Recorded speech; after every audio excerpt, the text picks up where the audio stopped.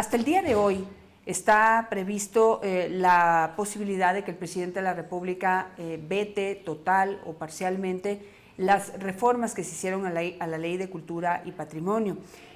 Ha preocupado y ha llamado la atención principalmente las reformas o la introducción que se le hizo, o la reforma que se le hizo al artículo 54, si no me equivoco, que se convirtió en 41 de esta normativa, literal E.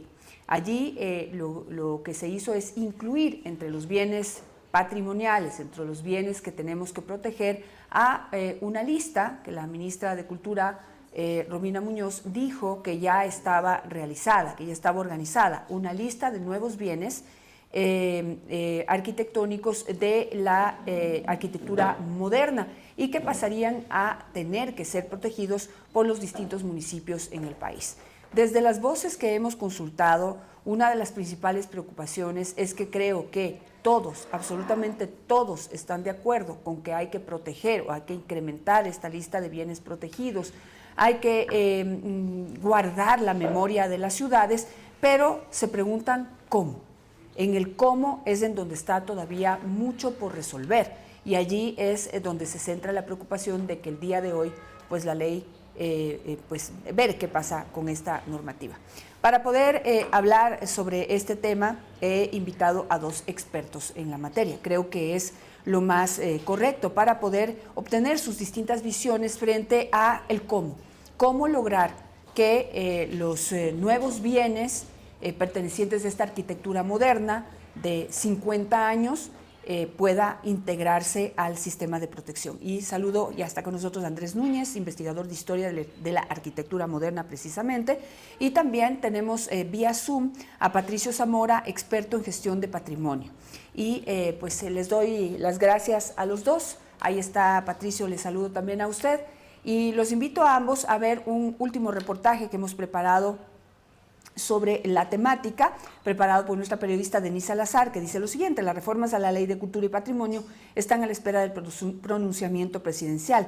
Si pasan, el Ministerio del Ramo asegura que ya cuenta con un borrador de reglamento, pero según expertos no sería suficiente para poder resolver toda la problemática alrededor de lo que se quiere, que es proteger estos nuevos bienes. Veamos este reportaje.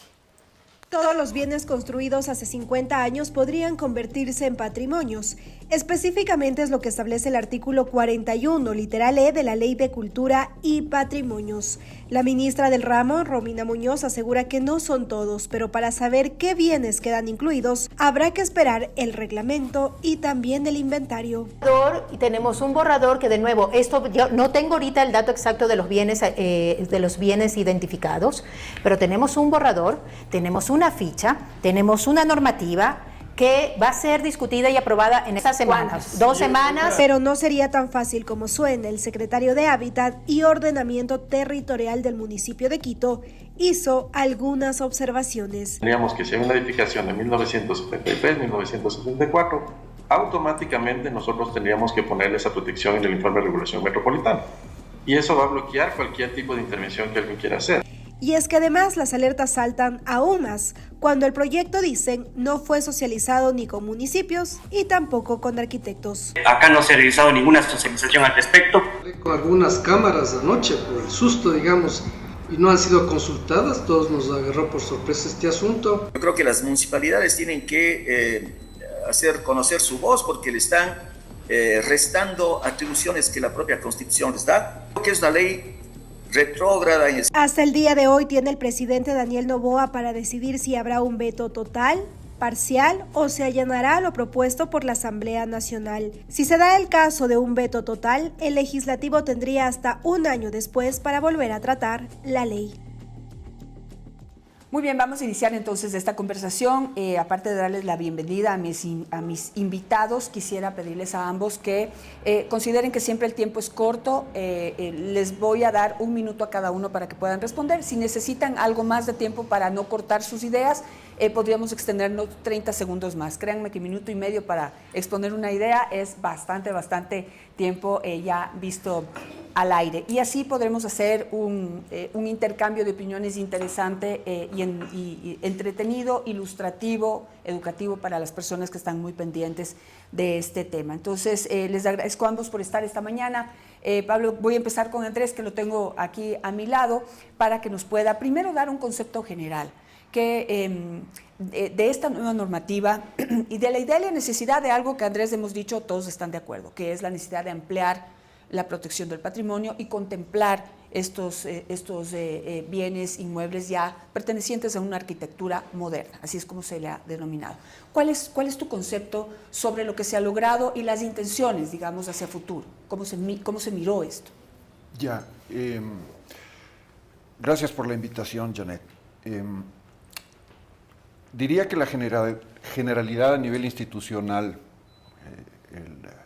el Instituto Nacional de Patrimonio Cultural, el Ministerio de Cultura, han visto con buenos ojos estas reformas, porque si bien la ley es una buena ley en este aspecto, merece una serie de actualizaciones, sobre todo después del caso del Hotel Quito.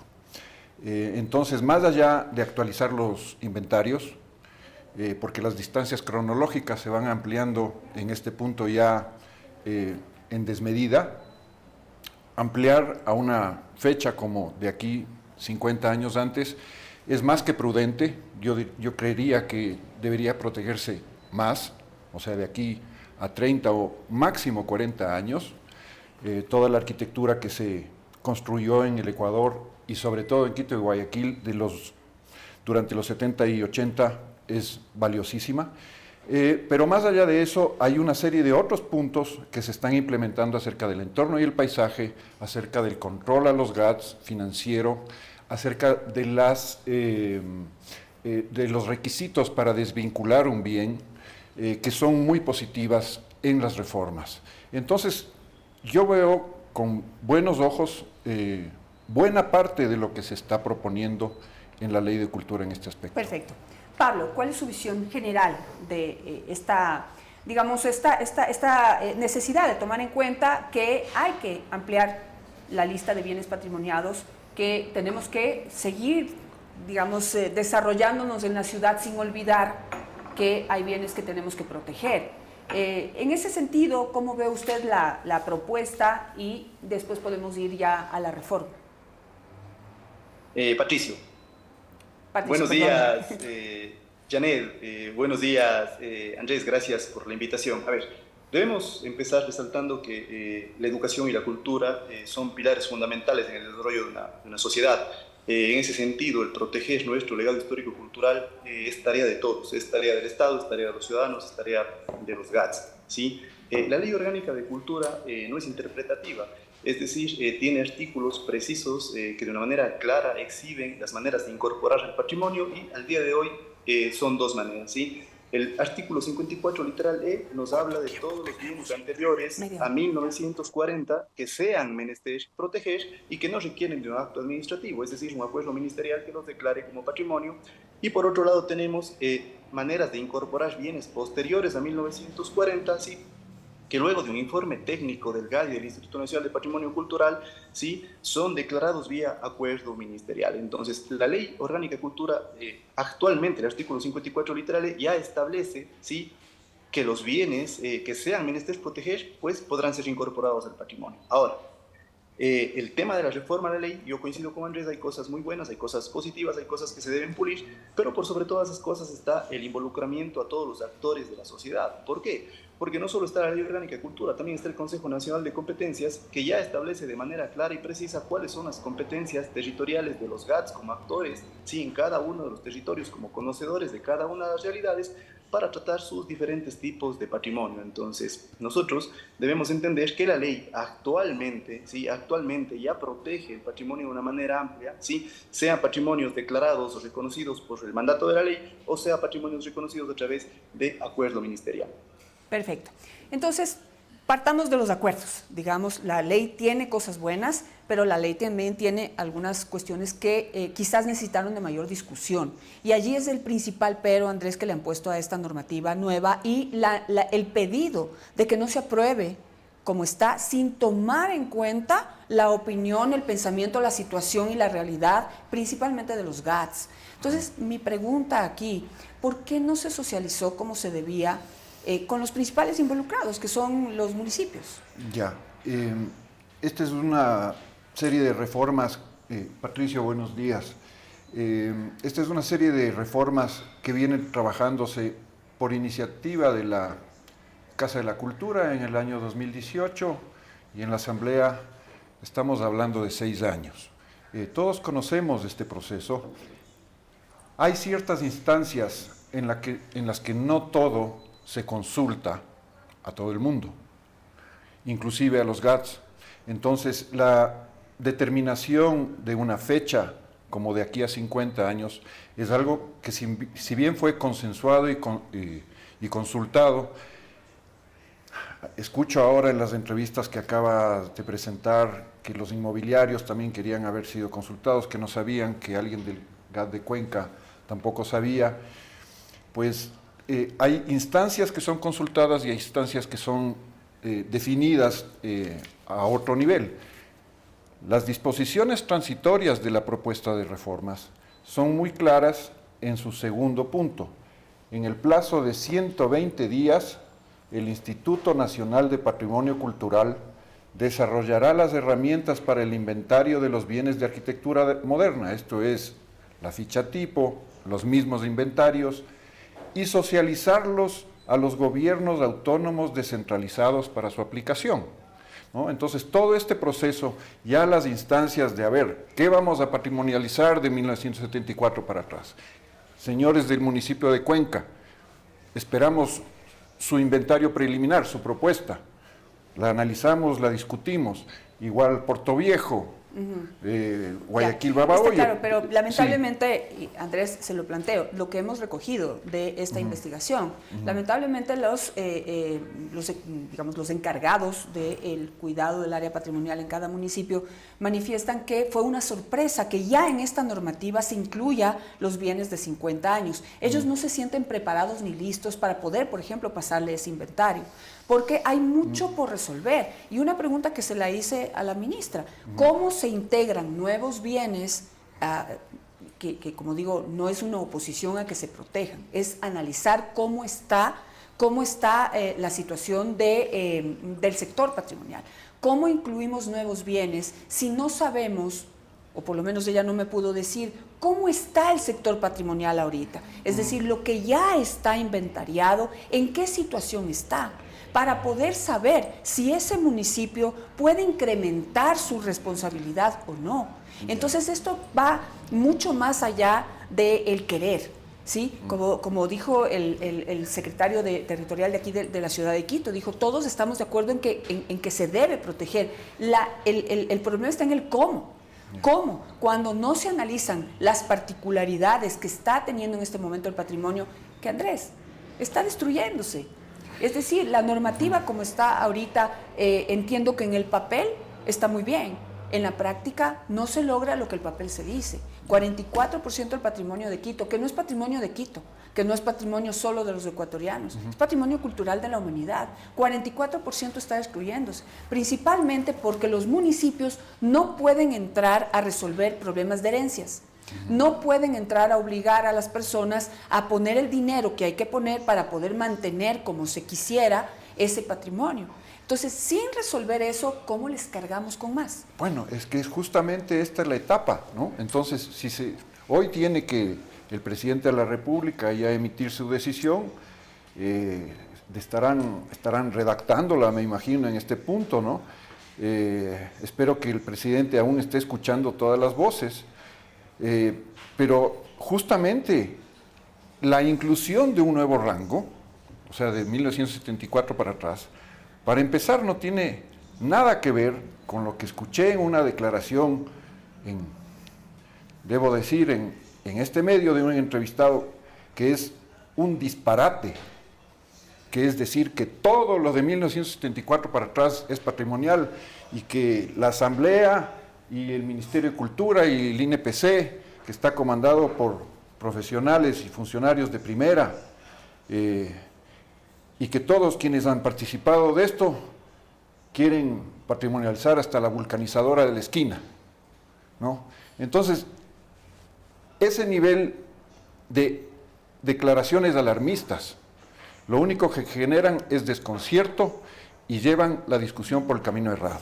Yo le voy a decir en ese entonces, sentido una sí. contraposición, ¿sí? Porque yo sé que usted está criticando lo que hemos dicho aquí, ¿sí? Pero lamentablemente, Andrés, las leyes son textuales, ¿sí? Y la normativa dice que todos los bienes de 50 años serán patrimonializados siempre y cuando cumplan los valores históricos y patrimoniales. Exactamente. Pero ¿cómo funcionan y operan las leyes? Hasta que no haya un reglamento y hasta que no haya un inventario y súmele a eso, hasta que cada bien no tenga una ficha, porque eso fue lo que nos explicaron aquí los expertos. No es lo mismo 1940 para atrás, todo lo colonial tiene una sola ficha o muy poca diferencia entre uno y otro. Sí. Pero los bienes modernos que incluso vienen con un sello de autor van a necesitar cada uno una ficha. Así es. Entonces, sí. por Dios, la preocupación es válida. Porque hasta que ustedes no tengan eso bien definido, nada que tenga 50 años se puede tocar. No, eso no es, ese es un error, Janet. Ese es un error. Mientras no se elaboren, o sea, mientras no se cumplan dentro del plazo de estos 120 días los inventarios y se pongan en funcionamiento las herramientas para regular todo, rige todo lo anterior y rige la resolución 063, por ejemplo. Es una nueva ley aprobada. Pero es una ley que pone una condición de que el momento en que se cumpla la disposición transitoria de los 120 días, ahí entra esto. Mientras tanto, el señor de la vulcanizadora o el dueño de la casa, si quiere empezar un trámite para derrocar su casa, para construir un edificio, puede continuar. ¿Qué pasa si después la vulcanizadora, para tomar el ejemplo que usted está poniendo, resulta que sí era patrimonial? Pues eso sucede en todos los procesos de implementación de leyes. No solo del patrimonio arquitectónico. Entonces existe el riesgo que perdamos cosas en este periodo. ¿Perdón? Se pueden perder cosas en este periodo. O puede luego, haber esas luego situaciones. Las personas pueden entrar a ser sancionados por haber derrocado un bien. Sería ilógico que sean sancionados si empezaron un proceso antes de que se cumplan los 120 días. Perfecto. Sí. Veamos qué opina Patricio, por favor. ¿Qué opina usted sobre lo que está diciendo Andrés? Bueno, una vez más, insisto, estimados Andrés y Janet, las leyes no son interpretativas, ¿sí? El artículo 54 literal E reformado está redactado de la siguiente manera, ¿sí? Se dice que todos los bienes que tengan más de 50 años, ¿sí? Y que sean menester proteger, serán automáticamente patrimonio, ¿sí? Ahora, ¿dónde está el meollo del asunto? El meollo del asunto no está en el artículo 54 literal E. El meollo del asunto está en el reglamento a la Ley Orgánica de Cultura, que tendrá que ser trabajado, sí, de manera consensuada con tres actores fundamentales: Ministerio de Cultura, Instituto Nacional de Patrimonio Cultural y gobiernos autónomos descentralizados. ¿Por qué? El Ministerio de Cultura emite la política pública, es decir, hacia dónde quiere direccionar la gestión del patrimonio. El Instituto Nacional de Patrimonio Cultural es el ente técnico de asesoramiento y de control que te dice hacia dónde estás llevando tus inventarios. Y los GAT son quienes conocen el territorio de la realidad nacional. Ahora, existen 221 municipios a nivel nacional. De esos 221 municipios, al día de hoy, ni el 5% tienen actualizado sus inventarios. Es decir, que no saben en territorio qué mismo es lo que pasa, no solo con el fondo inmueble, con el fondo mueble, el documental, el arqueológico, el patrimonio cultural inmaterial. Entonces, lo preocupante sería, ¿sí?, que cuando se redacte el reglamento, la Ley Orgánica de Cultura, no se defina de una manera clara y sobre todo de una manera técnica el cómo va a operar el que sea menester proteger. Es decir, qué ficha va a ser la utilizada, sobre todo para la arquitectura moderna, ¿sí?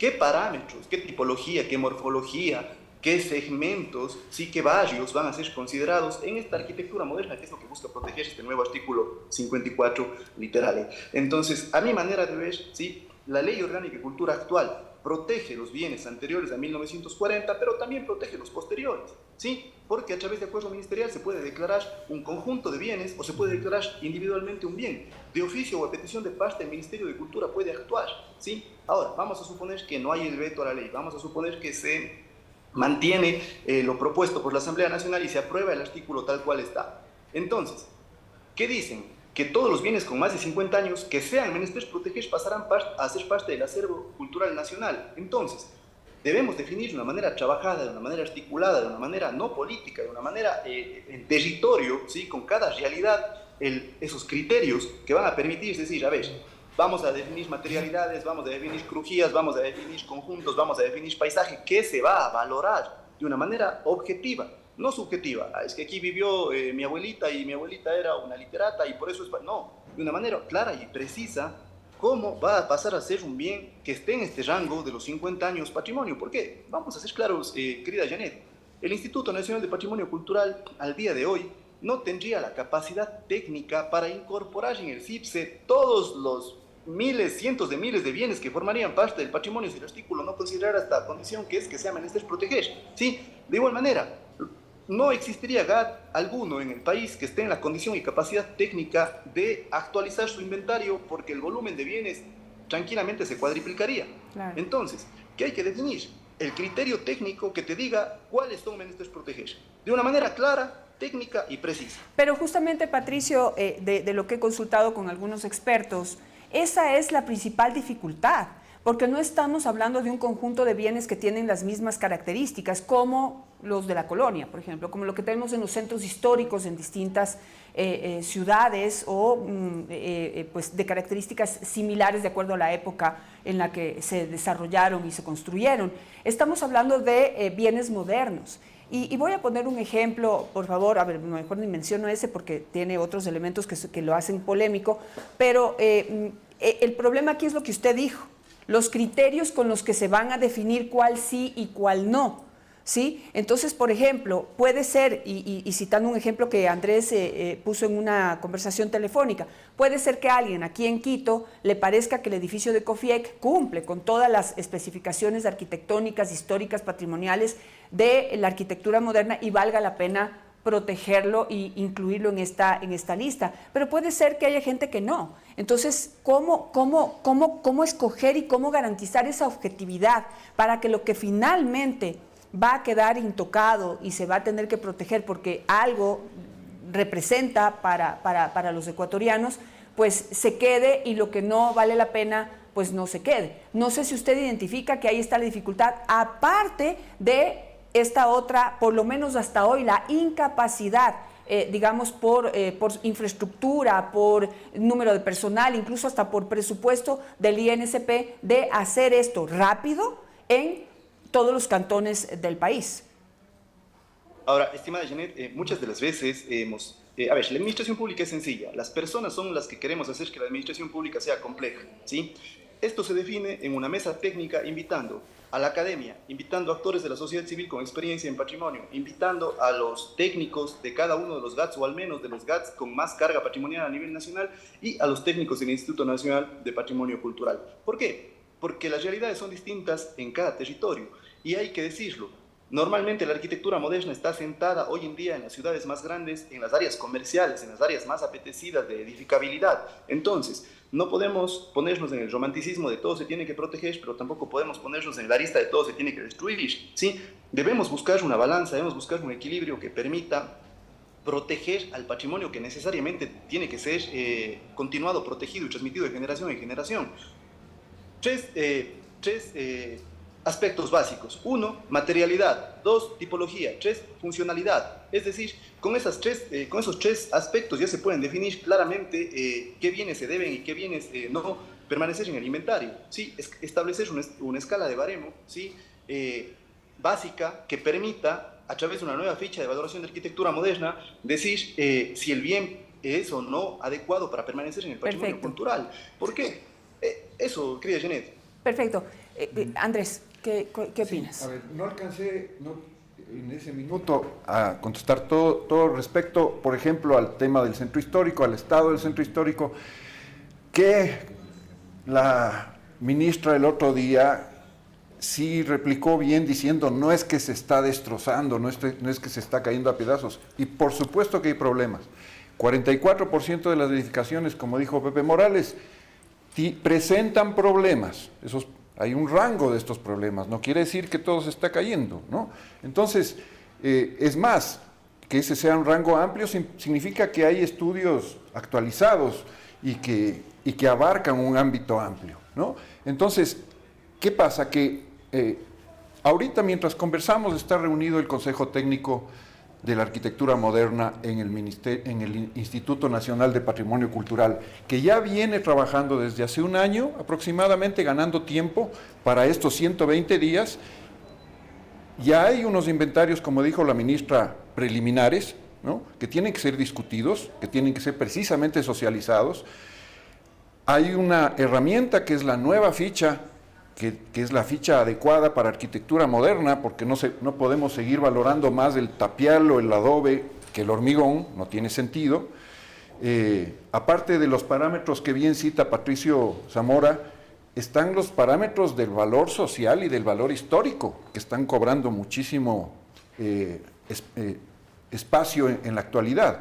Entonces, todo esto se está haciendo, se puede hacer y se está haciendo con un grupo de profesionales de primer nivel, que son los que forman parte del Consejo Técnico de la Arquitectura Moderna, del cual también forma parte la Asociación de Municipalidades. Tiene un arquitecto que va a todas las sesiones, que no sé si sigue siendo el mismo desde junio, que yo asistí durante todo el año pasado como invitado a las sesiones en el caso del Hotel Quito, pero la Asociación de Municipalidades del Docomomo Ecuador, que es una institución a nivel mundial que se preocupa por el cuidado de la arquitectura moderna, el Colegio de Arquitectos del Ecuador, el Instituto Nacional de Patrimonio Cultural, el Ministerio de Cultura y un representante de la academia. Aparte de esto, invitan a representantes de la Universidad Católica de Guayaquil, de la Universidad de Cuenca y también de otros. Ahora están empezando a congregar de otras ciudades. Que se ha estado conversando del tema. ¿Sí? Pero se está avanzando ya en la ejecución de las herramientas. Andrés, en concreto, lo que está diciendo, lo que están diciéndole desde los municipios a los asambleístas y a la ministra en particular, sí,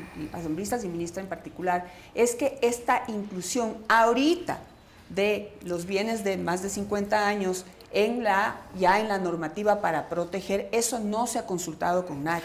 Eso, o sea, usted mismo está demostrando que hay un interés, hay una preocupación, hay una necesidad de definir cuáles son como las características, las alternativas, las herramientas para poder entrar a proteger estos bienes. Eso es lo que dicen ellos. Están todos de acuerdo en que hay que proteger, creo que de una u otra manera han participado de las conversaciones para ir hacia allá. Y de los procesos. Lo que no se les consultó es que iban a meter esto, además en segundo debate, lo cual es, según me dicen los asambleístas, es ilegal, eso no se podía hacer. Pero, pues, eso no es ilegal, Janet. Bueno, no es ilegal. Eso es lo que dicen los Habrá asambleístas. que ver qué asambleísta dijo eso para ver si no le destituyen a él. Ana Belén Cordero lo dijo. Bueno, entonces habrá que aclarar con ella cómo así le dice semejante cosa. Pero, a ver, es que lo que dice es que, de acuerdo a la normativa legislativa, lo que se discute y se aprueba en primer debate es lo que tiene que mejorarse en segundo debate. Sin duda. Eso no incluye hacer una reforma total de un artículo. Eso debía haberse hecho en primer debate.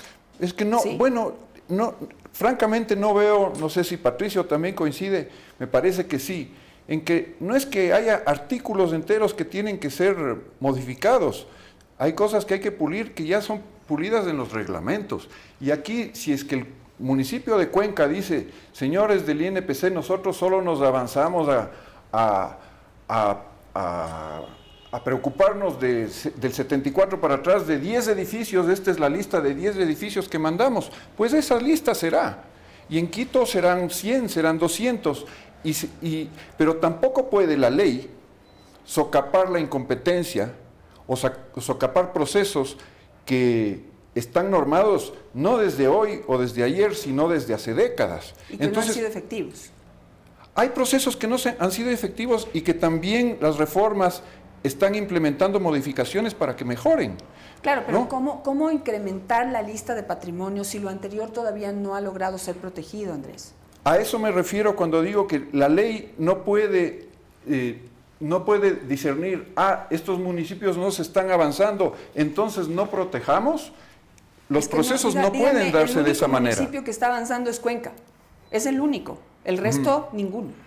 Bueno, pues entonces van a tener que lograrlo, porque para eso tienen 90 millones de dólares al año, que dice el secretario de Hábitat que el Ministerio de Finanzas les debe dinero. Por supuesto que les debe dinero, porque si de los 90 yo gestiono 20, el Ministerio de Finanzas del próximo año no me da los 90, me da 20. Ya, pero no es tanto así. Yo creo que en esto por eso es importante escuchar. Sí. Y lo que dijo José Morales es que, lo que dijo aquí la ministra es que la normativa dice ahora que va a tener que estar clarificado, es decir, especificado cuánto del presupuesto le dan, del 100% del presupuesto, cuántos millones de dólares tienen que ser destinados a la protección del patrimonio y no pueden ser tocados. Así es. ¿Sí? Lo que se decía, para que no haya lo que se llamaba la licuadora. Ajá. Los presupuestos licuados. El problema que dice José Morales, eso sería posible si de inicio le dan al municipio el 100% de su presupuesto, pero no le dan.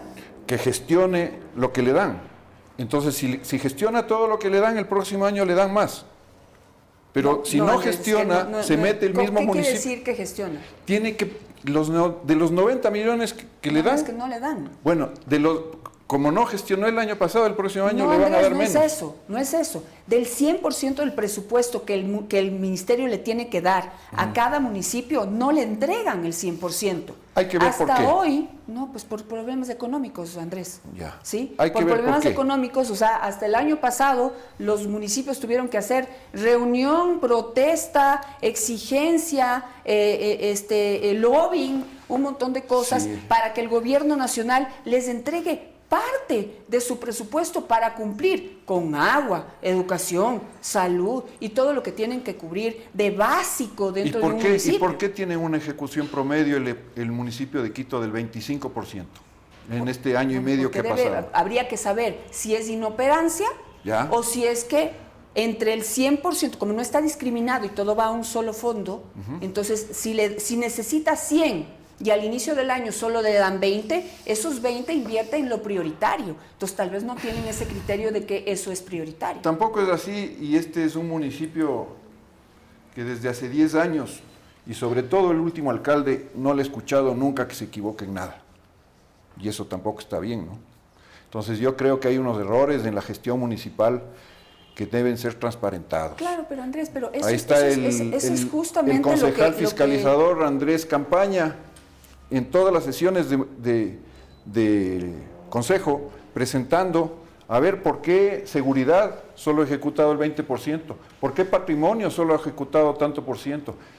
Entonces esas respuestas son las que tenemos que escuchar, ¿no? Pero es que precisamente por eso, imagínense si en Quito tienen un nivel de ejecución tan bajo, ¿qué será pues en otro municipio mucho más pequeño, menos importante para el Ministerio de Economía? Entonces porque al momento de entregar recursos también se priorizan los municipios más grandes, los municipios con más población, etcétera, etcétera. Yo no le puedo dar al pie de la letra cuáles serán los criterios para repartir dinero, pero todos se quejan de que no les entregan el dinero al 100%. Les encanta, pero independientemente de eso, yo sé que les encanta quejarse, Andrés, pero esta es la realidad.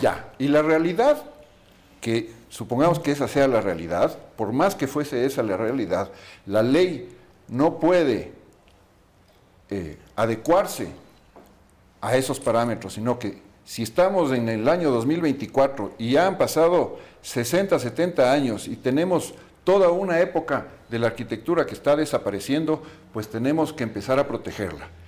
Y vamos a ver qué dice, para empezar, hoy el presidente, si es que hay un veto parcial, ojalá que sea un veto parcial y no sea un veto total, porque ahí sí estamos en aprietos y eso lo vamos a ver en el siguiente año.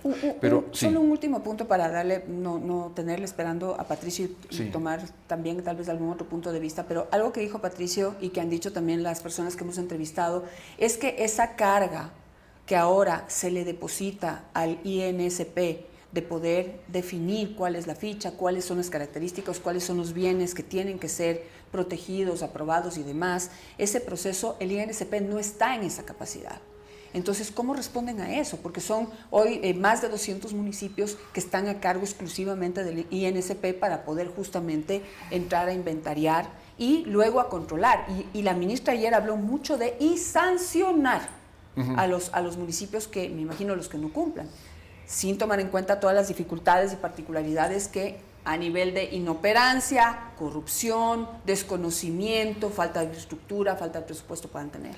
Si se aprueban las reformas, yo confío, porque conozco quién está a cargo, que el Instituto Nacional de Patrimonio Cultural, el INPC, de la mano del Consejo Técnico de la Arquitectura Moderna y con la colaboración de los GATS, van a lograr sin problema en 120 días generar unas herramientas correctas que ya vienen siendo trabajadas desde hace un año, como mencionaba. O sea, hay mucho trabajo avanzado, así como los inventarios. Unos inventarios que también puedan ser aplicados de manera razonable, acorde a cada GAD, ¿no? Patricio, ¿qué dices sobre esto? ¿Sí? A ver, yo quiero nada más retomar uno de los puntos que decía Andrés. Sí, hoy la realidad del Instituto Nacional de Patrimonio Cultural es diferente. El Instituto Nacional estuvo durante muchos años secuestrado, ¿sí?, a situaciones políticas de turno. Hoy está encabezado, también conozco quien está dirigiendo actualmente el Instituto Nacional de Patrimonio Cultural, y puedo dar fe que es una funcionaria de carrera con muchísimo conocimiento y experiencia en los ámbitos arquitectónicos y de gestión del patrimonio en general, y eso pues nos da una luz de que las decisiones que se tomen van a ser técnicas pensadas en la protección del patrimonio, pero una protección integral, en una protección del patrimonio que guarde también la convivencia con las necesidades actuales de cada territorio, ¿sí? Ahora, si a mí me preguntan, yo tengo 13 años, ¿sí?, en gestión del patrimonio, en subsecretaría, en las coordinaciones zonales del Instituto Nacional de Patrimonio Cultural. Para mí el problema no está en el artículo 54, literal E, ¿sí?, sea que quede tal cual está, o sea que se reestructure a la propuesta, o sea que se vete, ¿sí?, siempre habrán maneras, ¿sí?, herramientas técnicas a través de las cuales el Ministerio de Cultura y el Instituto Nacional de Patrimonio Cultural puedan proteger los acervos patrimoniales, en todos los fondos, ¿sí? Ahora, el problema está en hacer ágiles los reglamentos, ¿sí? Insisto, debemos normar a nivel de reglamento, a nivel, si ustedes quieren, punto por punto, cuáles serán las consideraciones que permitirán a los municipios, ¿sí?, hacer más fácil la respuesta al ciudadano. ¿Por qué? El municipio de Cuenca, yo escuchaba a Janet, sí, el municipio de Cuenca es uno de los municipios que más acertada tiene la gestión del patrimonio, a través de su Dirección General de Áreas Históricas y Patrimoniales. Pero acá tenemos, por ejemplo, el Ejido. El Ejido tiene una declaración de arquitectura moderna, fue del año 2010, y en 14 años no se ha generado ni media herramienta.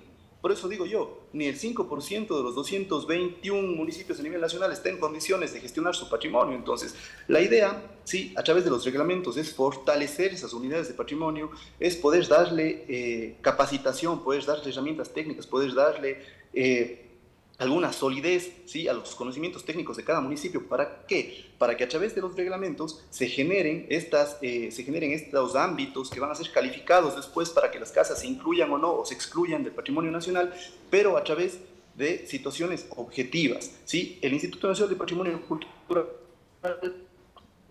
hoy, ¿sí?, no cuenta con la condición y capacidad técnica para analizar tantos bienes inmuebles, ¿sí? Entonces, ¿qué se debería hacer? Se debería fortalecer también el Instituto Nacional de Patrimonio Cultural. Y yo solo quiero hacer una puntualización. La sanción nunca lleva a nada bueno, ¿sí? A nadie le gusta ser sancionado. A la gente no se le tiene que sancionar, a la gente se le tiene que incentivar, ¿sí? Se le tiene que de alguna manera ilustrar por qué es importante la protección de su patrimonio, su legado histórico-cultural, a través de incentivos tributarios, a través de incentivos económicos, a través de algunas herramientas que le permitan también llevar el pan a la casa, porque finalmente todos necesitan un sustento, y el patrimonio en algunos lugares, Cuenca, por ejemplo, a través del turismo, es un sustento, el patrimonio material, el patrimonio gastronómico, el patrimonio inmueble. Entonces, que ves también a la cultura y el patrimonio como motor de desarrollo a nivel nacional, estimada Janet. Claro, Patricio, y no sé si usted me puede complementar esto que voy a decir, que también lo consulté para saber y poder entender por qué Cuenca sí lo puede manejar mejor que otros municipios, ¿sí? Y lo que me decían es que, a diferencia de otras ciudades, en Cuenca han intervenido los grandes grupos económicos. ¿Por qué? Porque si uno aquí en Quito, por ejemplo, quiere cumplir con la normativa y mejorar, mantener o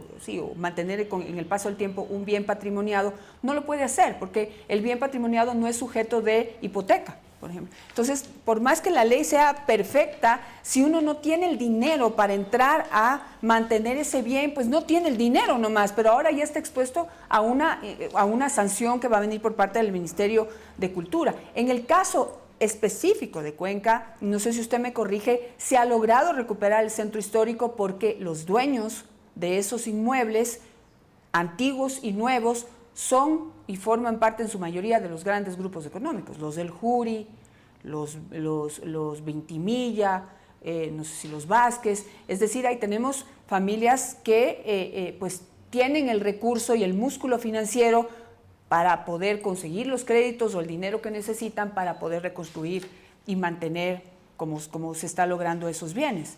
Eso no sé si es una diferencia con el resto del país, pues en el resto del país, aquí en Quito por lo menos no hay ese músculo financiero y por eso el 44%, aunque se quiere minimizar, está en mal estado. Sí, no todos están en el mismo mal estado, pero está en mal estado, es 44%, es casi la mitad. Cuenca es declarada en el año 99 como Patrimonio Cultural de la Humanidad y eso activa una dinámica económica y turística que de alguna manera concentra en el centro histórico de Cuenca gran parte del comercio de la ciudad.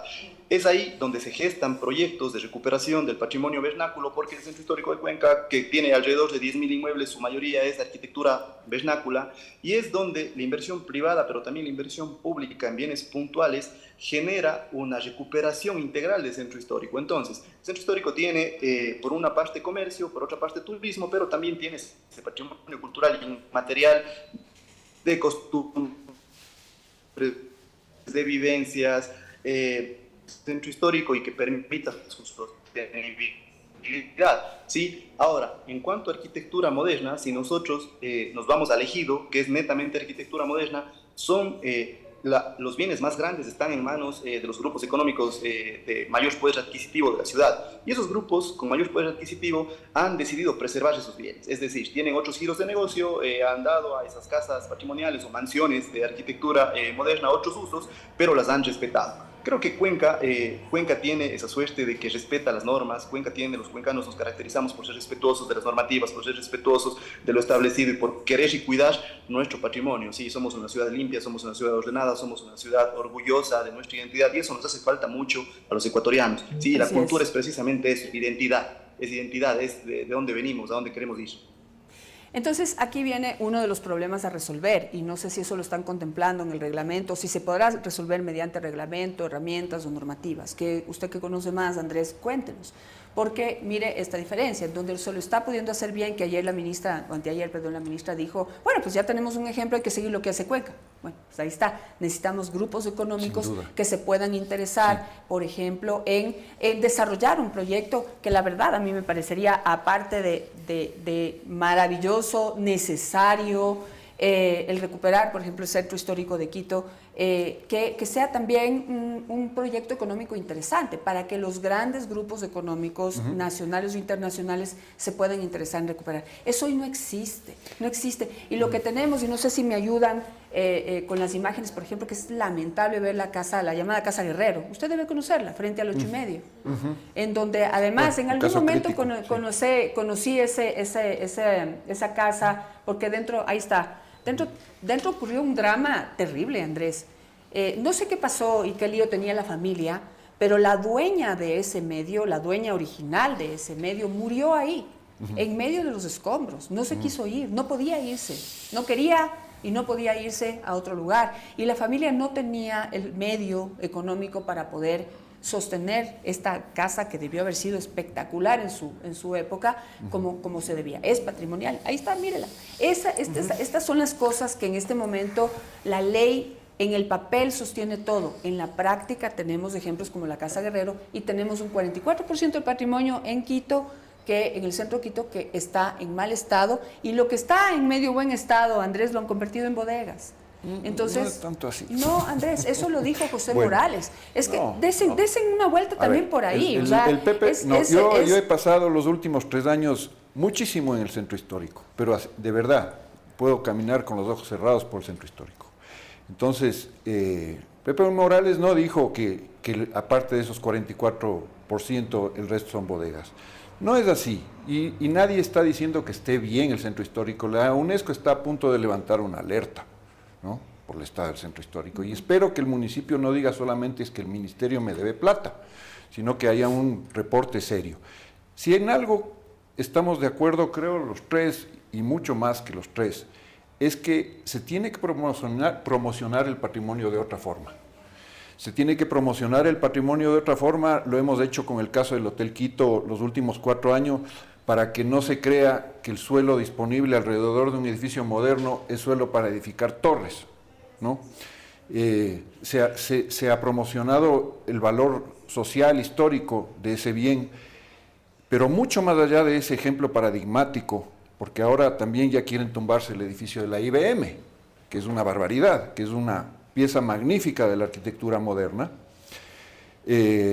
Entonces, en ese sentido, lo que más nos falta es promocionar el patrimonio hacia los grupos de poder económico para que suceda lo que sucede en Cuenca, que ellos sí tradicionalmente han, como usted mencionaba, Vázquez, Ventimilla y otros grupos, han estado vinculados desde hace décadas a proyectos de turismo, el mismo Hotel El Dorado de Cuenca, que es una buena pieza de arquitectura moderna, proyecto de la familia Vázquez, ¿no? Pero más allá de esa tradición que existe en Cuenca, ¿no? En Quito tenemos que empezar a promocionar mejor nuestro patrimonio, empezar a intentar recuperar la Mariscal para nosotros, no para un turismo de afuera, porque ninguna ciudad funciona así. París no es una maravilla porque la hayan diseñado o la mantengan para los turistas, la mantienen, o Dubrovnik, como la mantienen para ellos, y por eso van los turistas. Entonces, esa mentalidad es la que tenemos que cambiar, que primero tenemos que tratarnos bien nosotros a nosotros mismos, y que esos edificios y esos espacios funcionen para nosotros, y ahí van a venir los turistas, ¿no? Entonces, por eso también, en el sentido de que el centro histórico está en crisis, digamos que presenta problemas del 44%, y todos vemos el deterioro, eso no es un secreto, del centro histórico, es justamente, esto también tiene unas consecuencias en el mismo flujo del turismo extranjero, ¿no? Los turistas también perciben esto. Ya no somos capaces de generar nuevos polos de interés, no solo en el centro histórico, sino que no hemos sido capaces en 60 años de generar un sitio de interés turístico entre el centro histórico y la mitad del mundo. Ni un solo lugar al que vengan los quiteños.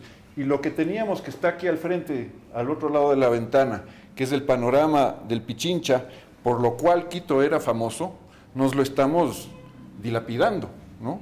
Entonces, claro, pero, bueno, cuestión polémica que le voy a decir, creo que no le va a gustar lo que le voy a decir, pero es principalmente porque está creciendo, la ciudad sigue creciendo, 1, sin planificación, 2, horizontalmente. Y sí, tiene que crecer verticalmente, pero que no puede crecer verticalmente. Todos no sé si queremos construir. Tenemos 1 metro, sí. 1 metro de Quito, y pues hay que desarrollar la ciudad alrededor para que, no solo para que ese metro funcione y tenga más sentido toda la inversión que le hemos metido a eso, sino porque hoy está ocurriendo que la ciudad está vieja, ¿sí? Porque no hemos sabido recuperar, valorar, querer, darle otra mirada. Estoy totalmente de acuerdo con usted. Y la ciudad está quedando vacía. Y mire que todos los problemas están ahora en Cumbayá, Puembo, Pifo. Ya van a regresar. Ojalá, hacia donde está creciendo la ciudad de manera totalmente desordenada, y igual de manera horizontal, medianamente hacia arriba, pero principalmente horizontal. Sí. Este crecimiento vertical tiene que darse dentro de unos parámetros de la especial ciudad que tenemos. No pueden darse en base a parámetros de otras ciudades en el medio del desierto, ¿no? Sino que tenemos que lograr un equilibrio entre el crecimiento vertical, un crecimiento vertical equilibrado. No me gusta mucho la palabra democrático, pero creo que transmite lo que quiero decir, ¿no? Equilibrado, general, sin exacerbaciones que irrumpan en ese paisaje. Claro, ¿no? Pero de lo que decía ayer Henry Yandum, decía que además tiene que verse, o sea, tiene que convertirse, mirar todo el tema del uso del suelo, el costo y todo, porque digamos que la realidad hoy es que la ciudad está quedando abandonada porque lanzarse un edificio de 4 pisos en la vía, digamos, en la ruta del metro, no es comercial, no es comercialmente viable, no es un buen negocio. No 4, pero hay que ver las alturas también, entonces el precio del pero suelo es que ahora también... es lo que permiten, entonces eso es todo valento, Andrés, todo valento, Sí. y como para poder cerrar la conversación, a ver, la gran preocupación aquí es que le están restando funciones a los municipios y le están cargando de funciones aún al Instituto Nacional de Patrimonio y Cultura, que hasta hoy no ha operado, no ha funcionado, probablemente porque no estaba la persona adecuada. Hoy usted dice que la persona va a estar, hay que ver por cuánto tiempo. Tome en cuenta que este gobierno termina en mayo próximo. No sabemos si vaya a repetir o no, y no sabemos si esta persona se vaya a ratificar o no, ¿sí? Porque la política es así. Andrés, pero digamos, independiente, esto tiene que funcionar independientemente de quién esté ahí. No, sin ¿sí? duda. Y en sí, este momento, cargarle, porque dice, no solamente es hacer un inventario, es gestión, es aprobar intervenciones, o sea, no solamente es aprobar tu bien está patrimoniado, es cómo lo vas a poder intervenir, qué se puede hacer y qué no se puede hacer, que es, entiendo, la elaboración de la ficha, es... De acuerdo a los expertos, Patricio me complementará o me corregirá, pero de lo que entiendo es mucha carga para un instituto que hasta hoy no ha operado. Sí. Algo también valioso dijo Patricio en ese sentido, que, a ver, hablan de más dinero a los GATS. El mismo Instituto Nacional de Patrimonio Cultural también merece y necesita más fondos. Tiene que crecer en ese aspecto.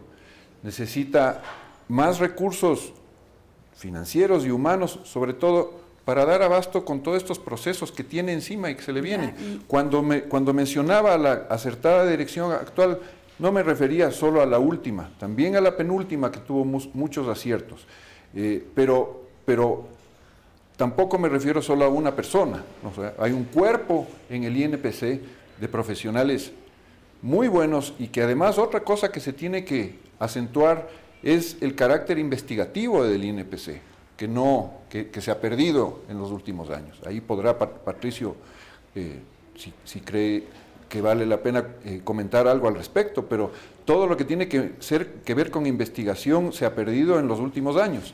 Entonces, no me refiero a que una persona que está a cargo está bien, porque además tiene que darse ese concurso para el cargo ya de director ejecutivo, no encargado. Esperamos que la actual directora también se candidatice, pero el Instituto de Patrimonio lleva por muy buen camino, ¿no? Ya, pero ¿cuánto presupuesto tiene ahora y cuánto presupuesto necesita para poder atender ágilmente?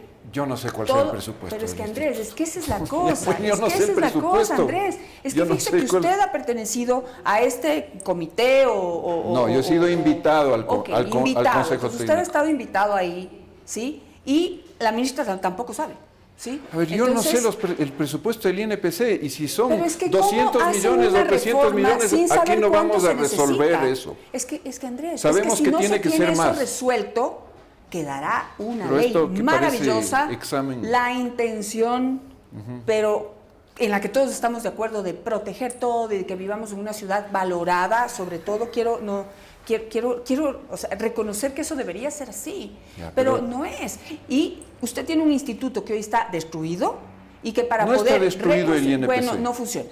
Funciona. No funciona. Funciona el INPC. No funciona, Andrés. No funciona. El INPC no funciona. Bueno, y cargarle Patricio ahorita de Zamora. más trabajo es un riesgo, porque en vez de proteger, lo que va a hacer es ayudar a destruir y paralizar todo esto. Entonces, si no saben ni siquiera cuánto presupuesto entonces se insistimos necesita, en que no hay que proteger más patrimonio. Al revés, le estoy diciendo al revés. Pero sí tienen que hacer las cosas bien hechas, pues. Porque entonces vivir y soñar y poner todo esto en un papel y ser soñador. No es y decir, soñador. sí, el INPC necesita más presupuesto y más gente y gente capaz. Sí, eso se necesita. ¿Cómo lo volvemos realidad?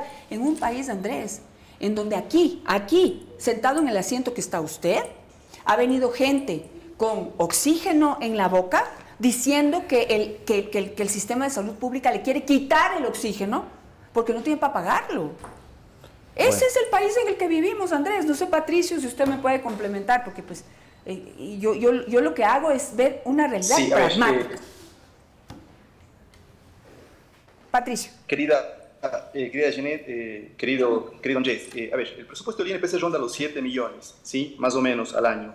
Y se requiere por lo menos de 8 o 5 millones para que el instituto pueda ejercer plenamente su competencia, primero de control técnico, es decir, que pueda llegar a todo el territorio nacional con el control técnico, con el asesoramiento técnico, pero con un tema importantísimo que nos decía Andrés, que es la investigación. ¿Sí? El Instituto Nacional de Patrimonio Cultural está por ley obligado a investigar el patrimonio inmaterial, el patrimonio arqueológico, el patrimonio subacuático, el patrimonio documental, cada uno de los fondos. Y hoy, por falta de recursos, a pesar de tener funcionarios valiosos, capacitados, con técnica y táctica, no lo puede hacer. Entonces, sí se debe fortalecer el Instituto Nacional de Patrimonio Cultural. A lo que usted preguntaba, querida Janet, tiene sus bemoles como toda institución pública. Sí, hay técnicos que se fajan día a día porque el instituto salga adelante y pues hay personas que están ahí de vacaciones, ¿sí? Pero el instituto funciona. El instituto funciona en unas zonales más que en otras, pero el instituto funciona. ¿Sí? Yo espero también que pronto se dé ese concurso, ¿sí? Que las mejores dignidades y los mejores conocimientos puedan llegar pues, a ocupar la dirección ejecutiva ya, con un nombramiento definitivo por el plazo de 4 años, tal cual lo establece la ley. Ahora, en cuanto a la ley, no solo es el artículo 54, a mi manera de ver, lo que más preocupa es lo que de ahora en adelante el Instituto de Patrimonio tendría que calificar los anteproyectos y proyectos en bienes patrimoniales, porque volvemos a lo anterior, no hay capacidad técnica. En el Instituto Nacional, a nivel nacional, no hay ni 50 arquitectos. Entonces, imagínense ustedes, a nivel nacional se presentarán 3.000 o 4.000 proyectos de recuperación del patrimonio, va a ser insostenible. Entonces, a nivel de reglamento, se debe normar qué proyectos van a tener el asesoramiento del Instituto de Patrimonio, y ahí coincido con Andrés. Cada uno de los municipios deberá escoger 5, 10, 15 proyectos que año a año sean reforzados, sean asesorados, sean complementados por el instituto, pero no la totalidad, porque va a ser insostenible, ¿sí? En Cuenca, en el año se presentan alrededor de 700 proyectos de recuperación de patrimonio. Hay 2 arquitectos en la zona 6. Sería imposible que cada uno revise 350 proyectos. Entonces, a nivel de reglamento, se debería establecer de manera clara y precisa cuáles son los proyectos que va a revisar y calificar el INPC, porque no hay manera alguna de que califique el 100% de los proyectos de gestión de patrimonio. Y eso sí sería quitarle la competencia a los GATS. Pero la ley sí establece el asesoramiento técnico que bien lo puede brindar el Instituto Nacional de Patrimonio Cultural en condiciones actuales. Andrés. Bueno, sí, de acuerdo. Estamos viendo que los presupuestos, 7 millones de dólares. Patricio dice que con 5 millones sería suficiente, ¿no? Estamos 5 millones adicionales. Adicionales, claro. 5 millones adicionales sería suficiente para poder gestionar todo lo que se tiene que gestionar. No estamos hablando, yo sé que estamos pasando una crisis en la que no hemos pasado en muchos años, pero no estamos hablando de cifras estratosféricas tampoco, ¿no? Entonces, parte de prestarle atención al patrimonio en el sentido de promocionarlo de otra manera, también tiene que ver con otorgarle a las instituciones los presupuestos adecuados. Y las instituciones dedicadas al patrimonio no requieren de presupuestos estratosféricos. Bueno, y coincido con usted, pero yo lo que le digo, yo voy a una realidad pragmática. Ojalá dentro de esta necesidad, esta normativa y todo, no solamente se destine un presupuesto, este incremento de presupuesto, sino que se ejecute, o sea, que se cumpla. ¿Sí?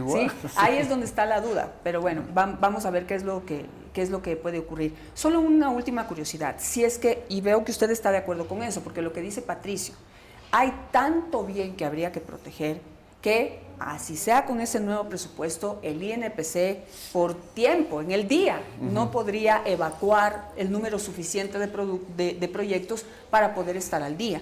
Con lo cual, nos tenemos que limitar o sujetar a que el mismo municipio escoja, ojalá de acuerdo a patrones técnicos, qué bienes va a empezar a proteger y cuáles no. Y pueden ser 5, 10, 15, no sé, en un número limitado frente al número de bienes que tienen 50 años, ¿no es cierto? Que tienen que cumplir este patrón de patrimonial, histórico, cultural, arquitectónico o lo que sea. Pero, Andrés, ahí yo veo que viene una dificultad, ¿sí?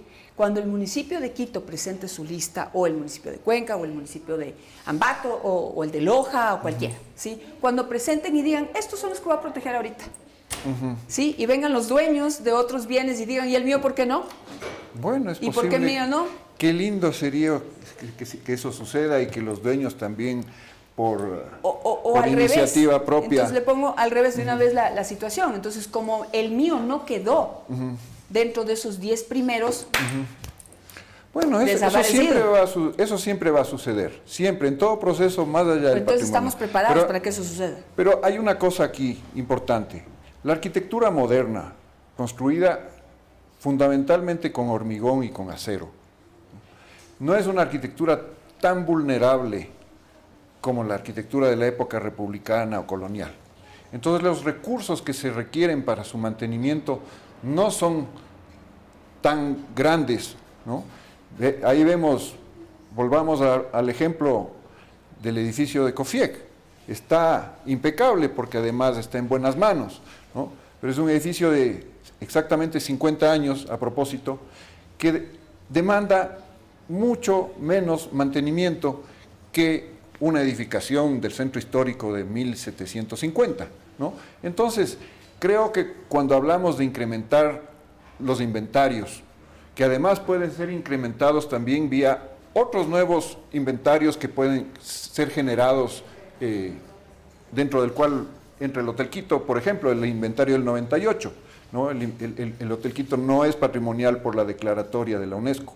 Entonces, se generan otros inventarios y creo que tampoco tenemos que alarmarnos ante la voluntad de generar inventarios de la arquitectura moderna, porque estamos hablando de una arquitectura que requiere de muchos menos fondos para su mantenimiento que antes del siglo XX, ¿no? Bueno, pero requeriría fondos. Yo sí, sin duda, sin duda. No se va a he dicho que no se requieren fondos. Que no se va a incrementar el presupuesto de cada municipio a pesar de que se puede incrementar el número Habrá de bienes. que ver si, ojalá en los próximos años también hay un incremento producto de esto.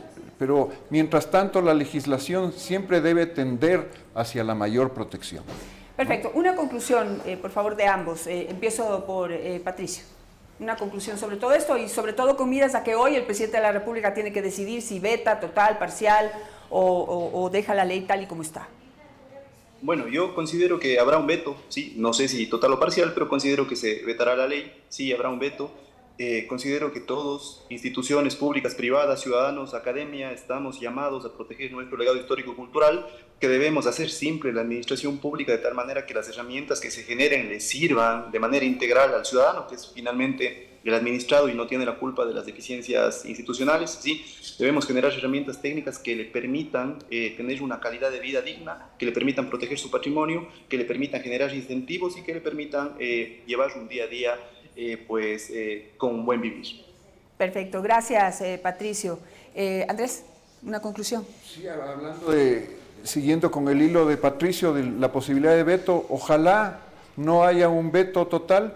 Las reformas son unas muy buenas reformas, más allá del patrimonio arquitectónico en otros ámbitos, como es, por ejemplo, el funcionamiento de la Cinemateca, que merece una reestructuración y merece más fondos, merece otro destino, el Archivo Audiovisual del Ecuador. Entonces, si vemos la totalidad de lo que están cubriendo las reformas, esperamos que no haya más que un veto parcial y que el presidente haya sido bien informado respecto a la precisión de la redacción de cada articulado.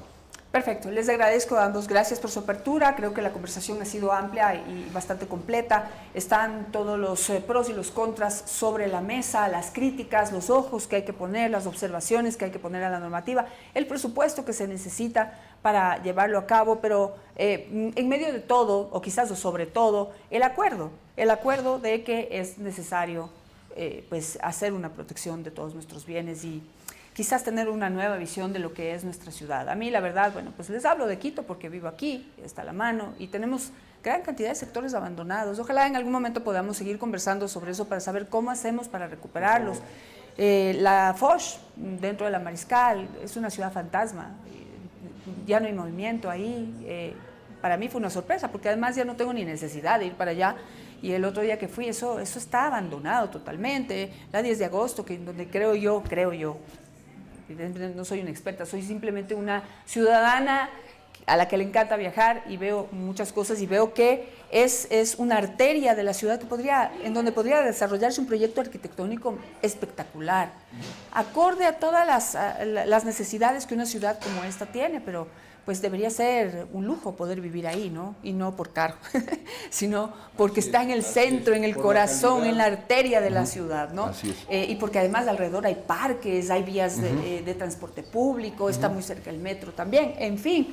Y pues la Floresta también es una zona muy bonita, pero que también vemos que se está abandonando y se está deteriorando, y así puedo mencionar muchísimas otras. Y en cambio en Cumbayá, hoy no vaya a la 1 de la tarde al parque de Cumbayá, no vaya, porque se va a demorar 1 hora y media desde el Paseo San Francisco hasta el parque de Cumbayá para poder llegar, porque tenemos un colegio en la mitad y pues no hay vías de desfogue y de salida. Eso también es una sorpresa con la que me topé, porque yo voy a almorzar a mi casa, no es en Cumbayá, pero intenté ir allá. ¡Qué horror! Me habían hablado de ese problema, no sabía que era de ese nivel. 1 hora y media en 3 cuadras. Pero esa es la realidad, porque seguimos desarrollándonos de manera no planificada.